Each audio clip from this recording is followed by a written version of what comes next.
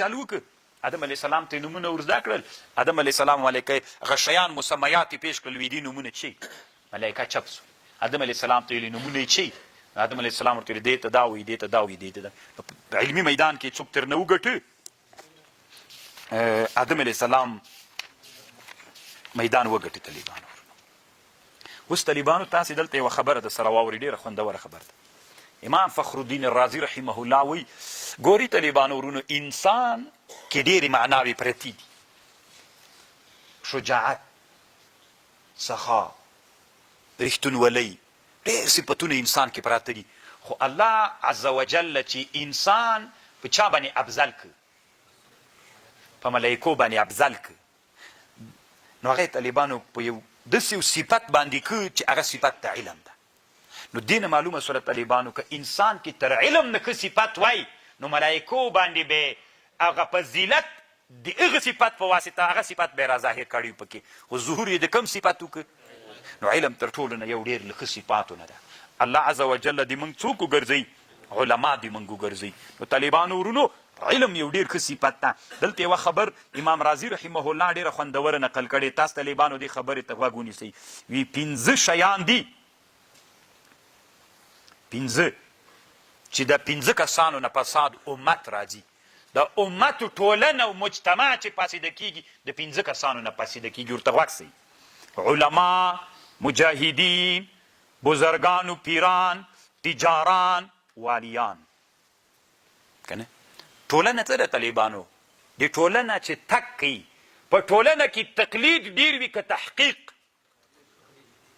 چې هغه څه کول دی هم همغسې کوي د تحقیق کسان په ټولنه کې څوک وي نو ټوله ټولنه طالبانو تقلید کوي نو چې تقلید کوي دا انسانان داسې دي نو چې تقلید کوي د چا تقلید کوي د رهبر نو رهبر که کته روانو دوی هم کته پسې ځي که رهبر پورته روانو ټولنه هم تقلید کوي تاسې په خبر ځان پوهې کوئ طالبان میږه ده اوس د میږې شپونکی څه ده راهي که غره ته یې بیایي غره ته ځي ورسره که بیرته له غره نه راکته کوي کته ځي ورسره داسې ده که نه ده نو اوس طالبانو ورونو یو له هغو نه علما دي که ټولنه پاسېده کېږي علماو له لاسه به کېږي که علما دا څوک دي دوی ورثه د انبیاو دي نو که علما طالبانو خراب سول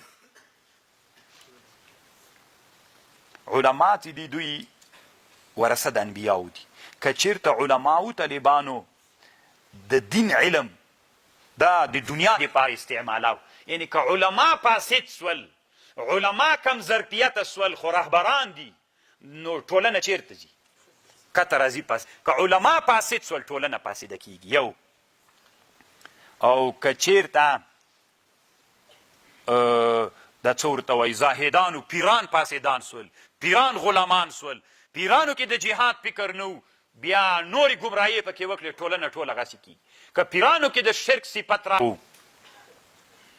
غازیان ځکه دا د الله لښکر د په مځکه کې که مجاهدین چې غذا یې کړې وه که دوی فاسد سول دوی چور وکړه دوی پیسو ته متوجه سول دوی د ښځو سره مینه شروع کړله دوی د الله لښکر ول د الله په مځکه کې دوی د موټرو د نورو نارواو سره هغه سول الله عز وجل ټوله ټولنه له دوی نه متضاده سي ول نو خو ټولنه ذاتي د دوی تقلید کوي او تجاران دا د الله امینان دي د الله په مځکه باندې که تجاران نو دا 15 انسانان دا د الله عز وجل هغه انسانان دي چې ټولنه یې دوی تقلید کوي که دا 15 جوړ ول ټولنه جوړیږي که دا 15 څوک ول اوس زه تاسې نه طالبانو یوه غوښتنه کوم کله کله زه ملګرو ته وایم د افغانستان ټولنه چې ډېره شاته پاتې طالبانو دا د افغانستان د رهبرانو له لاسه ستې رهبر چې هر څوک بلئ د افغانانو رهبران څوک دي افغانان یې ورځ تر بلې نه کته بولي دي افغانانو ته یې ویلي چې په قاضي کې دومره سخت علم ده موږ قسم په الله که دا علم لیدلی نه شل کلو کې دغه علم طالبانو موږ ته نه ټانک جوړ کړ نه یې راکټ راته جوړ کړ ځکه سره له دې د دین علم خو نه و ده موږ ته ویلې ذهن هم ډېر تیزوي نو ذهن هم ولا که تر اوسه داسې تیز سوی وي هېڅ شي هم نه دي زده کړي ځکه د دنیا د علومو سره اصل کې دا قمقله خبر ده انسان داسې ده طالبانو لکه د ټلیفون میموري چې میموري ډکه څه نور شیان کې جایږي موږ ټول ذهنونه دلته له هغه نه ډک کړي را باندې قاضي د حمدالله پاشو باندې په پس دغه نه موږ چې میموري کې واچو نو طالبانو که رهبران اوس راجګ سي چې علما دي دا ټولنه مخته روانه کړي که مخته یې روانه کړه طالبانو ډېره تیزه پسې ځي ځکه انسانان تقلید کوي نو راځئ طالبانو د علماو راویښ سئ انسانان په یو علم مه منحصر کوي. ډاکټران هم علماو ځان پسې را روان کوي، انجینران هم را روان کوي، کیمیادانان او فزیک دانان او جغرافیه دانان ټول ځان پسې را روان کوي. ټول امت ته چې د الله نایب یې، د الله په مځکه کې ته نه د دغې مدرسې طالبانو نایب نه یې. ته چې عالم یې، زه چې عالم یم، په ما باندې دا نه ده طالبانو چې زه به ته نه طالبانو ته دین ورښیم. ټول اسلامي او ځکه عالم د الله د رسول نایب ده، الله رسول خو د الله نایب ده، نو تا ته نیابت ته نه د مدرسې طالبانو ده.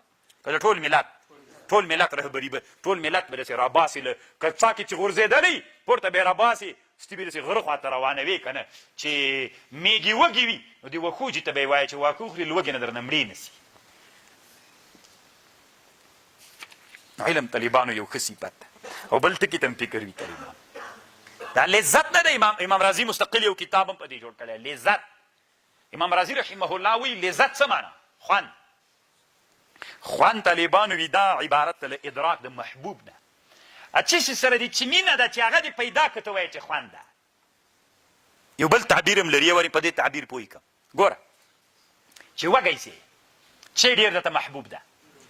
اوس دا ډوډۍ چې پیدا کړله طالبانو، وخت څه خوند کې چې دا مړۍ تېره کړې که نه. ادراک د محبوب دا اصل کې څوک ده؟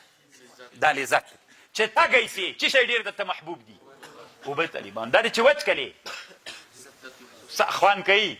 دا خوند خو چې کوي په اصل کې ادراک د محبوب څوک ده؟ دا لذت طالبانو. خبر باندې پوه شو؟ اوس طالبانو داسې یو جي ته را روان سي که نه، چې ټوله ورځ دې داسې غرونه ولیدلي دي، یا دې خړې پړې دښتې لیدلي، داسې یو ساحې ته لاړ سي چې هلته ډېر ښه ګلان دي، شنه دي، ونې دي، نو سترګې چې پکې اچوې خوند کوي. هو یو خوند خو کوي که نه. ولې خوند کوي طالبانو؟ ادراک د محبوب. دغه ادراک د محبوب دا څوک ده؟ دا لذت. او علامو درد چاته وي؟ درد څه معنا؟ چې محبوب درنه لري، اوبه، ډوډۍ، تاسې ذهن ته هغه بل محبوب چې درځي. دا طالبانو دا مو چې درنه لري وي، دا درد د طالبانو. اصل کې همدغه امام رازي یو بل کتاب جوړ کړی ده د لذاتو په اړه باندې، کتاب اللذات. په هغه کتاب کې هم لیکلي دي، علامه ابن القیم هم لیکلي دي. خوندونه څه معنا طالبانو؟ ازالې د دردونو.